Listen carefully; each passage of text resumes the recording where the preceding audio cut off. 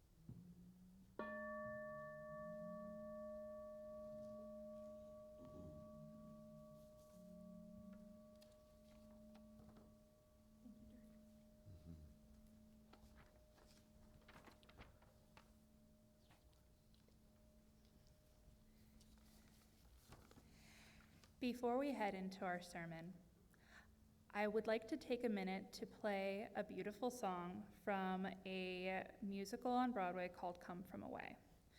In this song, people who are united from, forced together actually, from around the world during the September 11th, 2001 tragedy, all landed in this tiny airport in Gander, because you couldn't get into the United States during that time. And Gander, Newfoundland is a very small town, and all the people came to that town with fear, with discouragement, with hurt. And in the scene that I'm going to play is them coming together finally, with the help of a little alcohol at the bar. They come together and become honorary Newfoundlanders by kissing a fish, taking a shot of a apparently terrible drink, and what else do? They do something else. But enjoy this before we head into our sermon, and let that united spirit kind of come to you too.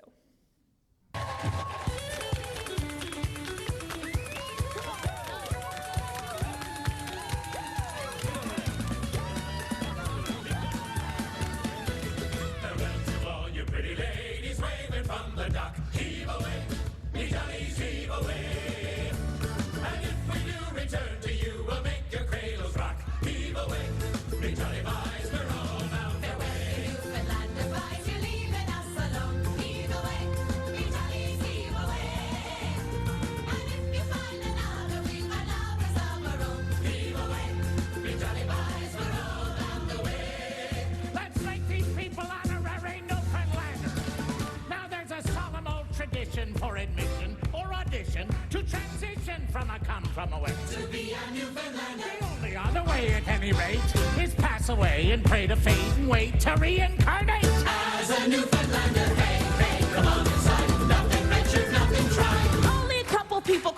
listen. You'll be a Newfoundlander. Hey, hey, sit down right here. You'll feel better in a year. Try to ignore your doubts and fears. You'll be a Newfoundlander. We need a couple of volunteers. Right here. Us! I have no idea why I'm doing this.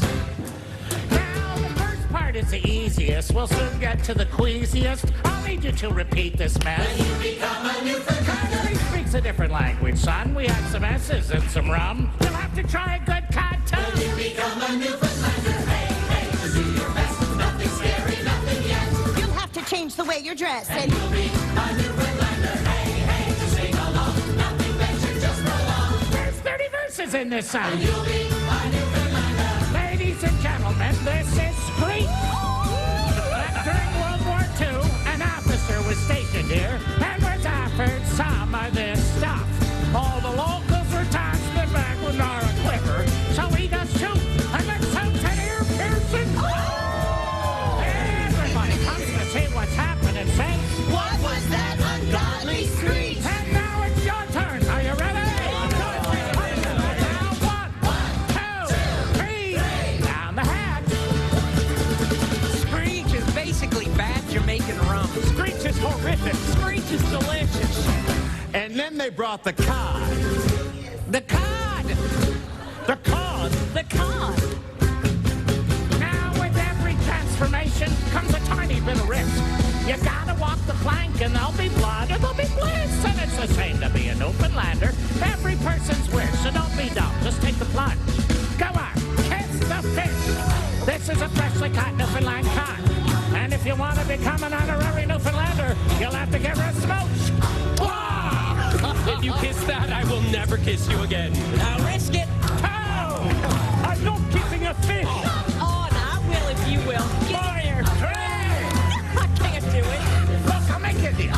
Either you kiss this fish, or else you kiss this English when you're not married to a wolf. Okay, come here.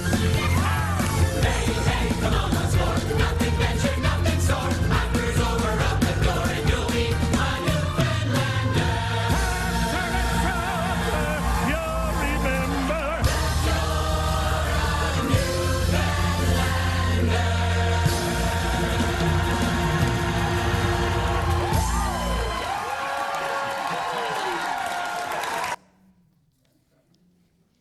I'm so grateful to be here with you all today as we try this experiment to see each other's beliefs and values and learn to understand each other more. As we go into this, I have little guidelines for this service. So the statements for this service are deliberately written to be vague. They are not written to have a right answer. There is no one way to respond to these statements. And if you'll repeat that after me, just these statements are deliberately written to be vague. These statements are deliberately written to be vague. The way you answer might be a different way than anyone else answers. Dissent is courageous and creative. We agree not to throw judgment around as people all see the world differently and will thus see these statements through different lenses. We encourage changing your opinion. If someone says something that changes your mind, you're allowed to change how you answer. Seeing eye to eye is more than just agreeing. Seeing eye to eye is trying to understand the diverse beliefs of the people around you. And pluralism is one of our values, and it's possible to agree with more than one perspective. So as our members come up and take the stage, we have with us some fabulous people. We have Heather McNeil, we have Dirk, we have Jazz Halberstadt, we have John McKee, Gwen Baker-Ewell, and Carolyn Tate here to do this experiment in front of you. So essentially, they're going, let's give them a round of applause. They're great. They're awesome. Yeah, woo. Yeah. And what they're going to do is I'm going to say a statement out loud that vaguely kind of touches our belief systems. And they're going to stand from the chair that says SA or strongly agree, A or agree, N or neutral, D or disagree, and SD for strongly disagree. So they're going to go to kind of stand behind each chair that they kind of think fits with what their beliefs are. And as they do that, you are also welcome to participate. Thumbs up, thumbs neutral, thumbs down. If you want to be strongly disagreeing and you want to do like a thumbs up or something, or strongly disagree, you can do that too. If you're on Zoom and you would like to participate, as long as it's okay with the AV team, on the chat you should be able to add an emoji this or an emoji this. I don't know if they have an emoji for neutral on Zoom. You can just write neutral. So you guys are welcome to participate, and you're also welcome to change your answer as we go along in this. So, without further ado, if we're all on the same page, statement number 1, I identify as a Unitarian Universalist.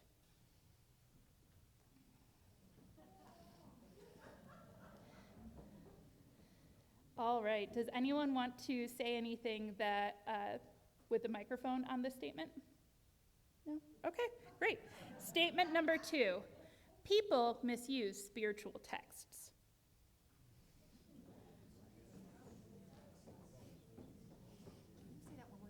People misuse spiritual texts. Texts is hard to say. All right, anyone want to say anything on this one? Feeling good? I think a lot of wars have been started for this reason. Yeah. So, yeah. Very good, very good. And I think even beautiful texts that you'd think couldn't be twisted have the capacity and the history of that happening. So, Yeah. Great. 3, I have a spiritual identity outside of being a Unitarian Universalist. We're all just staying in place? Good place to be, good place to be. Does anyone want to say anything about your spiritual identity outside of it? I'm just a natural follower.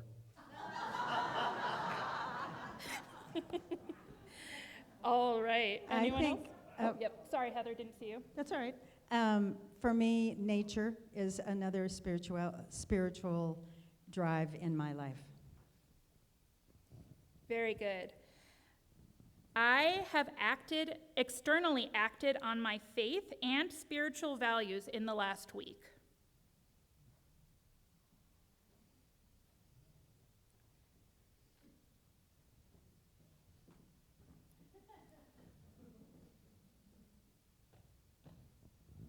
We're at Caldera High School, and schools all over the region. We're starting school, so it's time for staff to come together and to talk together and to think together. And I find that it's a really good opportunity to exercise my faith. being here today is a way that I exercise my spiritual faith. So, with all of you. I'm facing some difficulties in a group that I'm working with, and I draw upon our values to try to steer a way through that. Diversity, Equity, and Inclusion Group raised another $3,500 for Water for Warm Springs. Woo! Yeah. As I reflected on this, I realized that the ones I've experienced, they're small, but I hope they're important to who I am as a human being. I met with a fellow UU member this week who I didn't know very well, and it was absolutely wonderful to get to know her, and I believe it will grow into a strong friendship. And I think that's so important, to reach out to those we don't know. And I rescued a moth from drowning in my bathroom sink, and she lives now in my bathroom. She flutters around all the time. So, yeah. Small but mighty. All right. Social justice is an important part of my spiritual practice. Social justice is an important part of my spiritual practice. Anyone want to say anything? I wish it was more of my spiritual practice, so I have to honestly stay here. I wish I was over there, though, with these guys. Come to the climate revival. Great. Support Rick's work.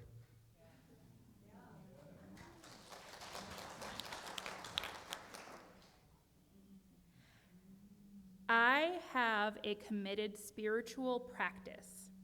I have a committed spiritual practice.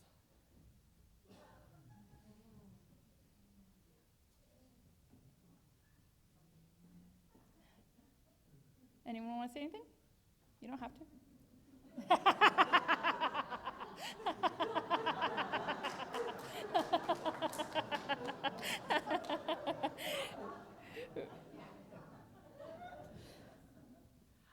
It's the word committed there that I struggle with. Do I have spiritual practices? Yes. Am I great at follow through? Nope. Yep. Yeah, it's the same thing. I have a wonderful practice, and then it fades away, and I can stand right here because it's doing okay this week, but yeah, it's week by week. I try to integrate some spiritual practices into most things. For me, the important word in that is practice. That it is, yeah, I'm committed to practicing. Doesn't make me great at all of it, but yeah. It is possible to be a Unitarian Universalist without believing in any form of higher power.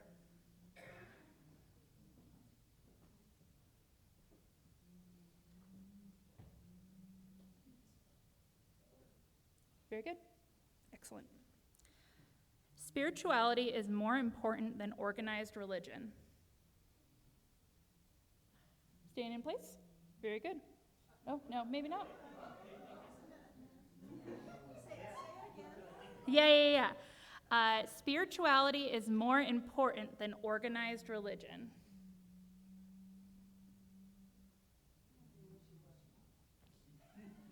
Very good. Yeah.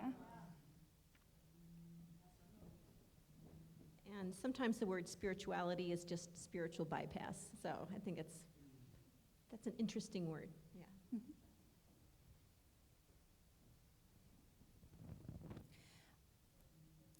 I like the UUA values flower.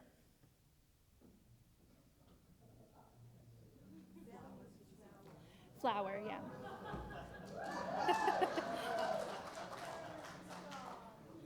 We split the room, finally.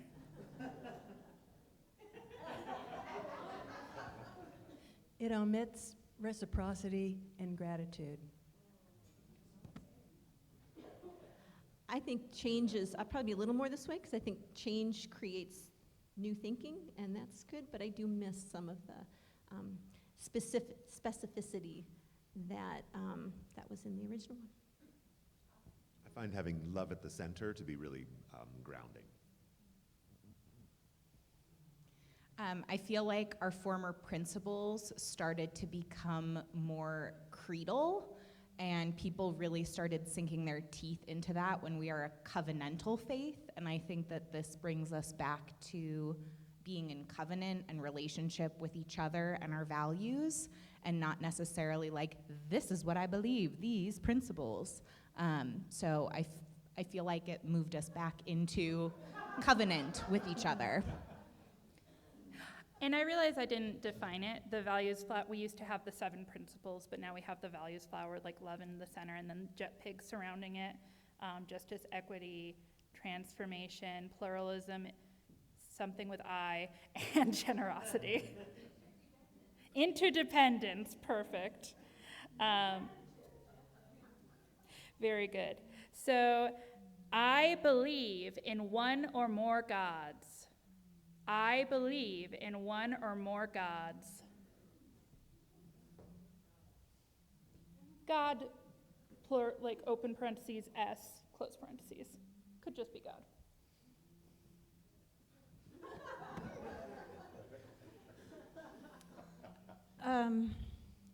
I was raised Episcopalian, and I love this community. This is where I belong, but I have not been able to let go of a higher power, and I pray to that mystery of life every night to give me strength and courage. It's still there. I changed my mind on this one a lot, which is why I ended up in neutral. And I think it's okay to go back and forth on whether or not there is or isn't a higher power, or whether that's just life and we're here and we're learning lessons, and a little bit of humanist in there, a little bit of, I don't know, but it flips for me a lot. I think the universe, the spirit of love, but is that a God? I don't know. It's a spiritual practice to see God in everyone.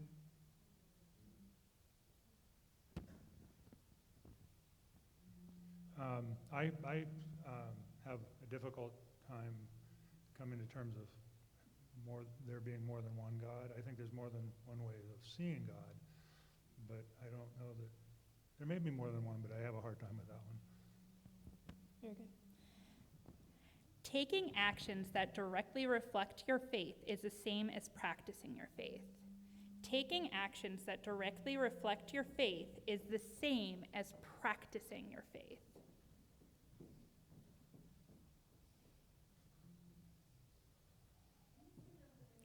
Oh, absolutely.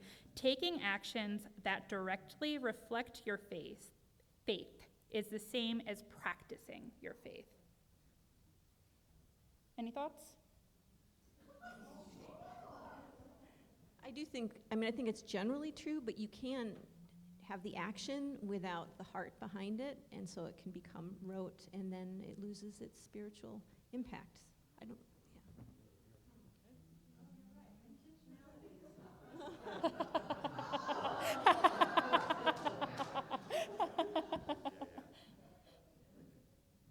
Very good. Intentionality matters. We have a moral duty to sacrifice personal comfort for the greater good. We have a moral duty to sacrifice personal comfort for the greater good.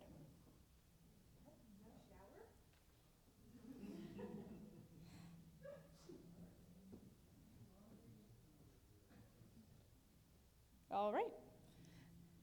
Focusing on identity politics distracts from real social issues. Focusing on identity politics distracts from real social issues. And identity politics, if you don't know, can be a lot of different things, but it's like, I identify as like a leftist or a conservative, or like I identify as like gay or trans, and anything that comes with that affects politics. Yeah, absolutely. Where is my question? Focusing on identity politics distracts from real social issues.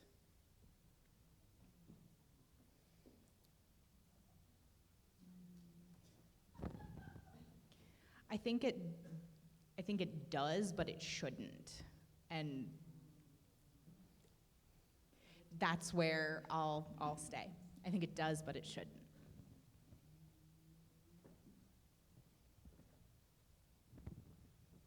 I'm over here if it's for me.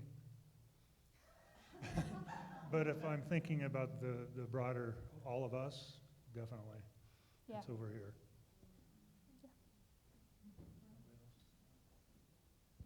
I think the things that like you could fall within identity politics, as far as identifying, I think specifically trans rights. That's one that I feel the only way that progress can be made is by making sure that form of identity is front and center, so it's clear, and that's how you break through ceilings and walls. And so I think to a certain degree it's true, but I think sometimes, actually often, it's extremely important. Yeah. Very good. God is a woman.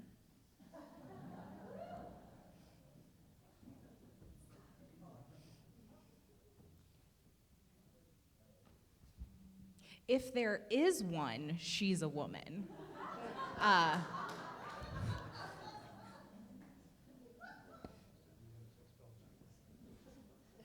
What? Oh.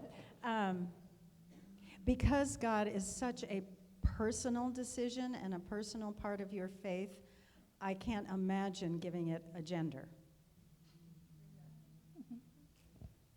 I know there are those of us that think it's spelled backwards. I'm sorry.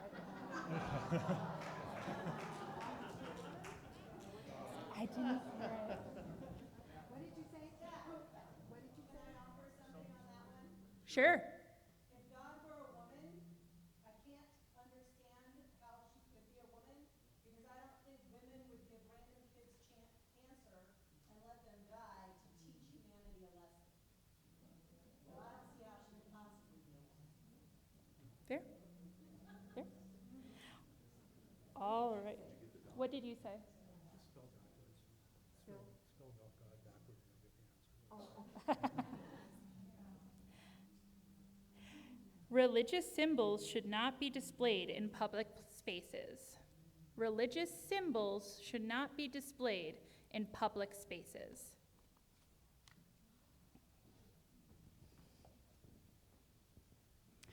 I will admit this comes from my public library 40 years of work, which absolutely we were adamant about not reflecting any political or religious or any point of view, so that it was clear that everyone, no matter who, was welcome to the library. Ditto for teaching at a state university. In public schools. Very good. Oh, sorry, Gwen. I just think it's about equally, it's about equality, and I think of like world religions and being able to honor all of them, and it's just the idea of, does it have an agenda behind it, or is it just to celebrate what we share? And so I think it's, again, intention behind it, but as a blanket statement, I don't think that necessarily makes sense. Sure.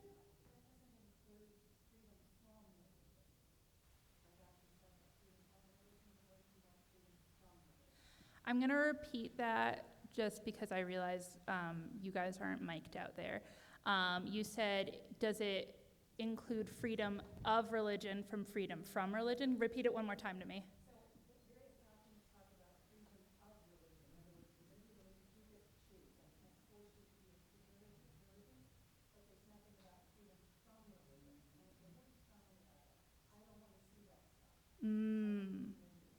So there's a difference of freedom of religion and freedom from religion if you don't want to see other people's religious, like, materials elsewhere. Is that more correct as to what you're saying?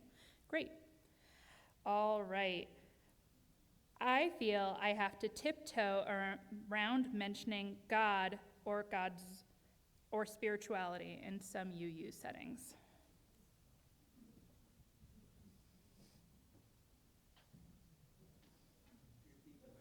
Yeah. I feel like I have to tiptoe around mentioning God or spirituality in some UU settings. Anyone want to say anything? Okay, great. I can't come to this congregation for community over spirituality. I come to this congregation for community over spirituality.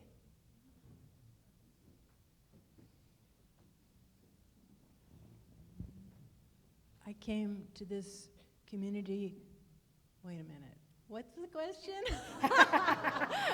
I come to this community for community over spirituality. No, to me, this community, being in community is spirituality. That's what I was trying to say. Yeah, I was going to reflect that too. So being in community is part of my spirituality. That's why I'm in RE most Sundays. I believe in life after death. I believe in life after death. So I want to clarify this. I do not believe in angels and halos and wings and heaven and all of that. But I believe very strongly that there is a spirit, a form of love that remains. And I have absolutely no doubt that my father, who is dead, saved me at a time when I could have died, because I reached out to him in my mind and my heart. He was there. And I have felt that, and I believe that. I've had a past life experience, but who knows? I have a belief on life after death, which I've made up, entirely made up, but I believe it, that it's true, about light and waves and particles and giant cosmic sandbox, but it's just me. But I do believe it's true, even though I know it's something I've generated myself. I'll state something that my father, who is no longer here in this plane, used to say, and that is energy can never be created nor destroyed, right? And so kind of going back to that science of, well, we are energy, so it's getting recycled somehow. I just don't know how. Over the last year, I've been with my wife's brother and then more recently my own brother who transitioned from this consciousness, and I think they're still here. They're just in a different form. I believe there are evil people. I believe there are evil people.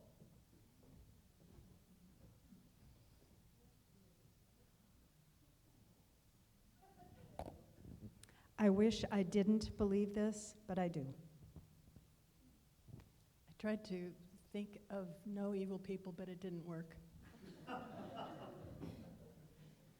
do think that people do evil things, and that sometimes can be a manifestation of a lot of different things, unfortunately.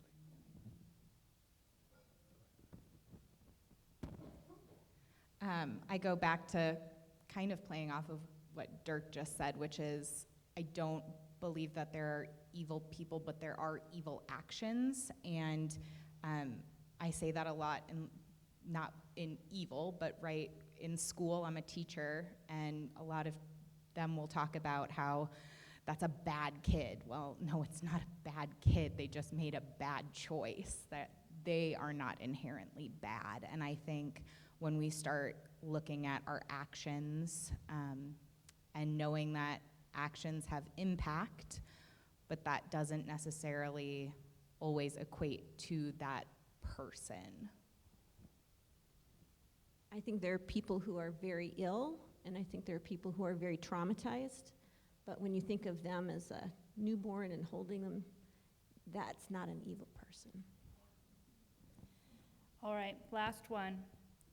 Faith and reason cannot coexist. Faith and reason cannot coexist.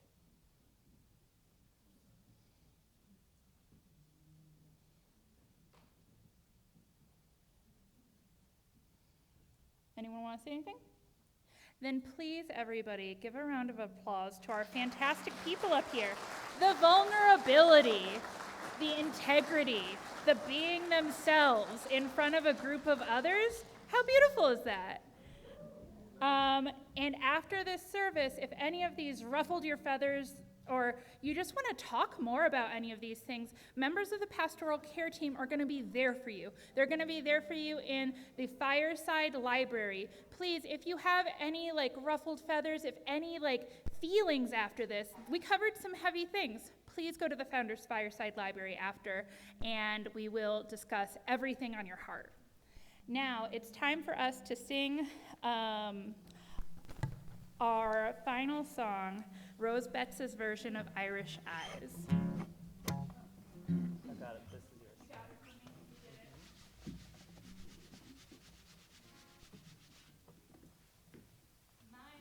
Oh, hold on. We're gonna get a. Do a little bump and love it, love it, love it.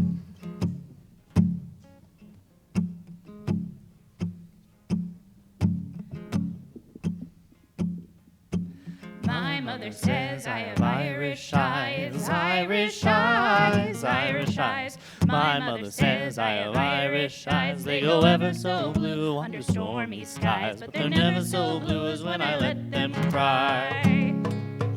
My father says I have English hair, English hair, English hair. Brown like the bark of an oak somewhere, like the bed of a lake where the hemlock grows, like the thorn in the stem of an English rose. I'm the map of the world like the ones before, one foot at sea and one on shore. Every step and every hope flung high. I'm a map of them all with my Irish eyes.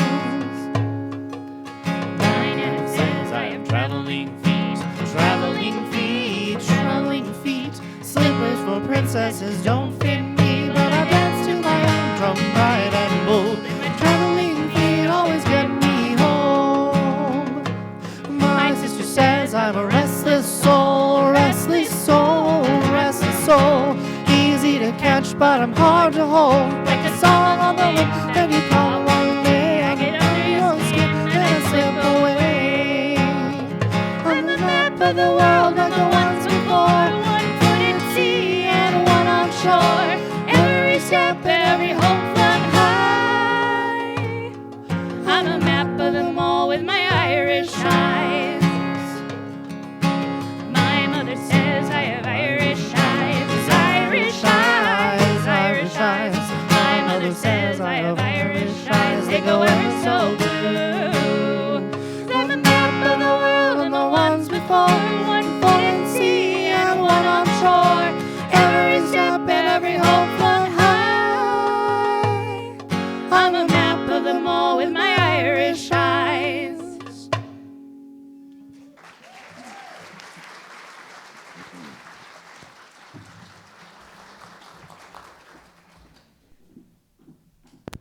As I extinguish this chalice, will you say with me the covenant of our fellowship?